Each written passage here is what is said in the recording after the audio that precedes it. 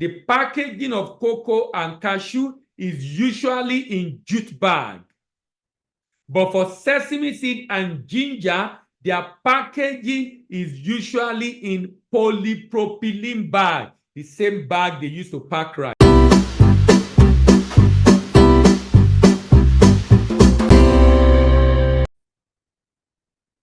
Good day, my name is Dele Ayimibo. Thank you very much for stopping by. This is DBA TV, where we discuss everything international trade. In today's video, I'll be talking about how to export ginger out of Nigeria. And I mean dry ginger. And I mean dry split ginger out of Nigeria. Remember, in this particular video on how to export different products, we look at 5 major things. We look at the product quality specification. We look at the purchasers of the product. We look at the potential of the market, the potential size of the market. We look at the pricing issues, and then we look at the problem and how to solve that problem. The problem and how to solve that problem. Now, talking about the first major discussion on this product, and that is talking about the quality specification. The quality specification. In this particular, for sesame seed, quality specification I'll be interested in talking about will be moisture. Now, you will notice something for almost every agro commodity. Almost every agro commodity, you will have to deal with the issue of moisture and impurities. Moisture, because it's commodity, it needs to be dried to move it to the destination. It needs to be dried to move it to the destination. So we talk about quality. So moisture. Then impurity, because it's harvested from the farms, it comes with some additional leaves, sand, and a number of other things that you don't want, but that comes with it. That need to be separated from it. So moisture content, 6 to 9% maximum. For many buyers, 6 to 9% maximum. It also has oil that is used in pharmaceuticals. It also has oil that is used in pharmaceuticals. Oil about 1 to 2%, and some people are buying it for that oil. Impurities, 0 to 2%. Impurities, 0 to 2%. There is a major problem with this product, and that problem is the problem of aflatoxin. The problem of aflatoxin. I'll be talking about this later on. Let's move on to discuss the market or the potentials. Now, the potential market for ginger in the world is $1.39 billion. You'll notice that ginger is very small. Cocoa is higher, followed by cashew, followed by sesame, followed by ginger. Ginger is very, very small. $1.39 billion. That is the market size of ginger in the world. Now, what is the size that South America is buying out of the 1.39 billion? South America is $6.14 million.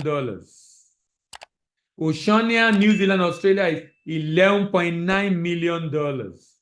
Africa is $72.6 million. North America, US, Canada, Mexico, $211 million.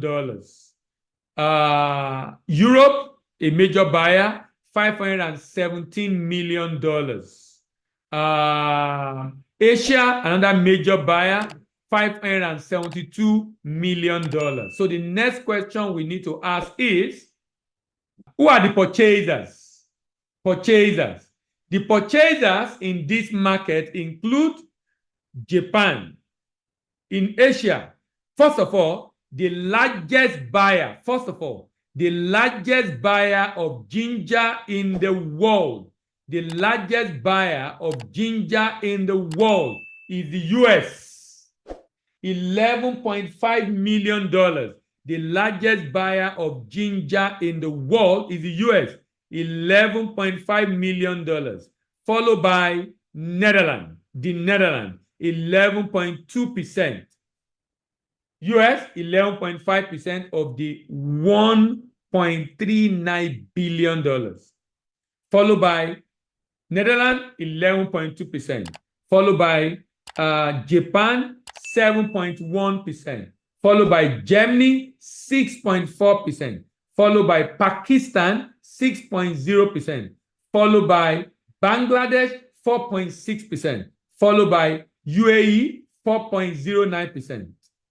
Then Malaysia, 3%. Saudi Arabia, 2.4%. UK, 4.2%.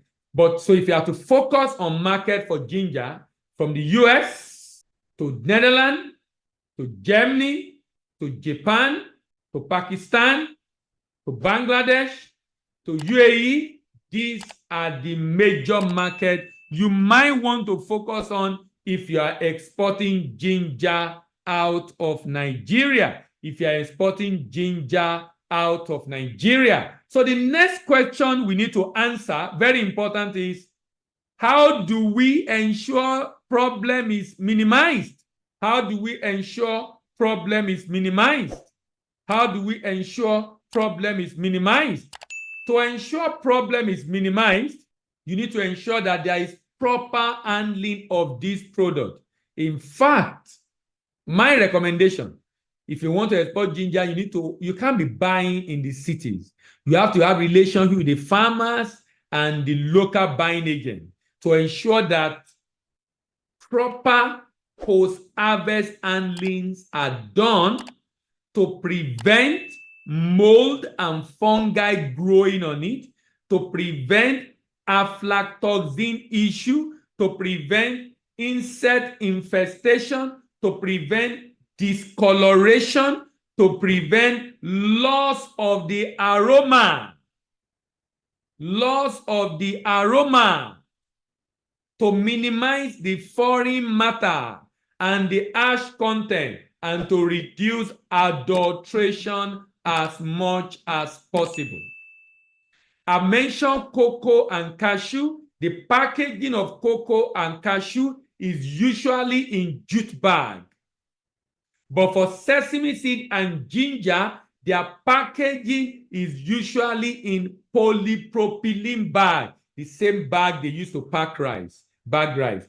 PP bag, polypropylene bag. Do not use polypropylene for cashew and for cocoa, but you can use it for ginger and you can use it for sesame seed. If you don't do this, that might affect the product in transit from the port of loading to the port of destination. That might affect the product in transit from the port of loading to the port of destination. I believe this particular session has been of immense benefit to you. If it has been of immense benefit to you, give it a thumbs up. Give it a thumbs up. Give it a thumbs up. If it has been of benefit to you, give it a thumbs up. Share with your friend who might be interested in what we have discussed.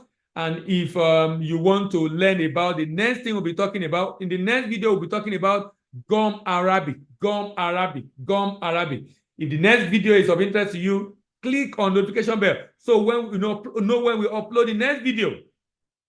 Also, remember to subscribe to this YouTube channel so you can join our community, and drop your question in the comment section below. My name is Dele Ayemibo, and I'm your expert doctor, and I'm signing out.